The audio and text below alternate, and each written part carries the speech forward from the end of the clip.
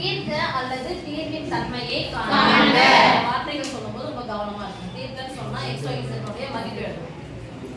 Suppose அது மாதிரி தீர்க்கன்னு கொடுத்து இது மாதிரி கொடுத்தாலும் பதில் வரும்போது அதை எப்படி எழுதணும் அப்படின்ற விஷயம் வந்து உங்களுக்கு தெரியணும். அல்லது தீர்வின் தன்மையை காண்க. தீர்வின் தன்மையை காண்க. எத்தனை சமன்பாடுகள் கொடுத்திருக்காங்க? 3 சமன்பாடுகள். எத்தனை மாறிகள் இருக்கு இதுல? 3 மாறிகள். 3 மாறிகளில் அமைந்த 3 சமன்பாடுகள் தொகுப்பு கொடுத்திருக்காங்க. சமன்பாடு தொகுப்பு கொடுத்திருக்காங்க. ரைட்? எஸ். இப்போ ஆர்டர் பிரகாரம் ஃபர்ஸ்ட் தான் பார்ப்போம். x y z equal to x y z equal to x y z equal to சமன்பாடு 1 சமன்பாடு 2 சமன்பாடு 3. அடுத்து பார்க்க போறது கெழுக்கள பார்க்க போறோம். ரைட்? Yes miss. x இன் கெழு +1 y இன் கெழு + z இன் கெழு -1 x இன் கெழு +1 y இன் கெழு +1 z இன் கெழு +1 x இன் கெழு -5 y இன் கெழு -4 z இன் கெழு +1. இப்போ கெழுக்கள் எதனுடைய கெழுக்கள் சமமா இருக்குன்னு பாருங்க. z ஒரு z அப்ப நான் ஃபர்ஸ்ட் இருக்கும்போது இந்த 3 சமன்பாடு எத்தனை சமன்பாடா எடுக்க போறேன்? 2 சமன்பாடா. சமன்பாடு 2 போய்தோ எடுத்து அது 2 சமன்பாடா நான் மாத்த போறேன். ரைட்? Yes miss. ஒண்ணாவது சமன்பாட்டையும் 1 2 எடுத்துக்கிறேன். Right? Yes miss. x + 2y - z = 5 x + y + z -2 plus z minus z புரிய மாத்தறனா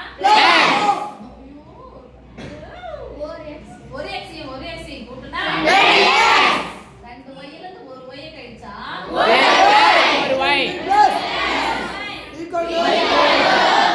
ஒரு மைனஸ் இருந்தா கழிச்சீங்கனா சமன்பாடு 4. இப்போ பாருங்க ஒண்ணா சமன்பாடையும் ரெண்டாவது சமன்பாடையும் எடுத்து 1 3 எடுக்கலாமா? பிளஸ் பிளஸ் இருக்கும். புரிய மாத்தி கேன்சல் பண்ண வேண்டியது. அதனால 1 3 எடுத்தா எனக்கு அது மேல இருக்காதுல்ல. 1 3 எடுக்கலாம். ஓகே? ஒன்றையும் ஒண்ணா சமன்பாடு சொல்லுங்கமா?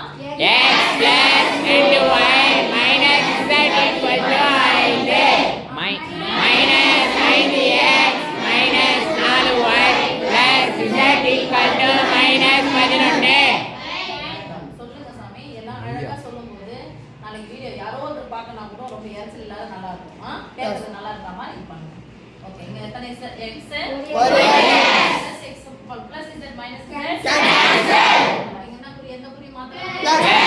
ஒரு மைனஸ் இருந்தா கழிக்கணும். 5x ல இருந்து ஒரு x கழிச்சா -4x. இங்க ஒரு மைனஸ் இருந்தா கழிக்கணும். 4y ல இருந்து 2y போயிடுச்சுனா மீதி மைனஸ் இருந்தா கழிக்கணும். இங்க இருந்து இங்க போகுது அப்பனா குறி போட போறோம். குறினா அத போடுறோம். 11 ல இருந்து 5 கழிச்சாலும் 5 மைனஸ் 6 இங்க பாருங்க பிளஸோ மைனஸோ எது இருந்தாலும் சரி எதனா பொதுவா இருக்கான்னு பாருங்க. 2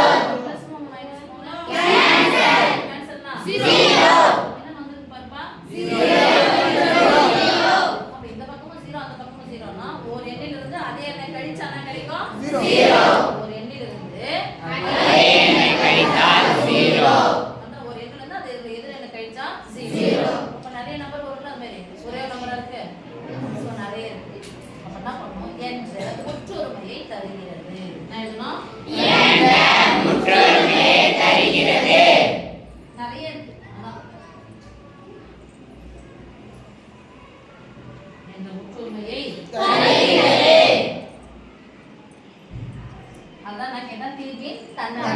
தீர்வு நம்ம எழுத முடியாதுல்ல? தீர்வின் தன்மை எழுதணும்ல? எனவே சோன் போட்டுக்கோங்க, இல்ல these implies அல்லது therefore எது வேணாலும் போட்டுக்கோங்க.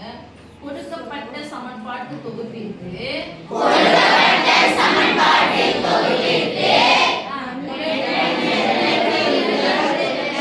எண்ணற்ற தீர்வுகள் உள்ளன. ஃபுல்லா எழுதணும் சாமி, அதோட முடிக்கணும். சரியா? கொடுக்கப்பட்ட சமன்பாட்டு தொகுப்பிற்கு எண்ணற்ற தீர்வுகள் உள்ளன.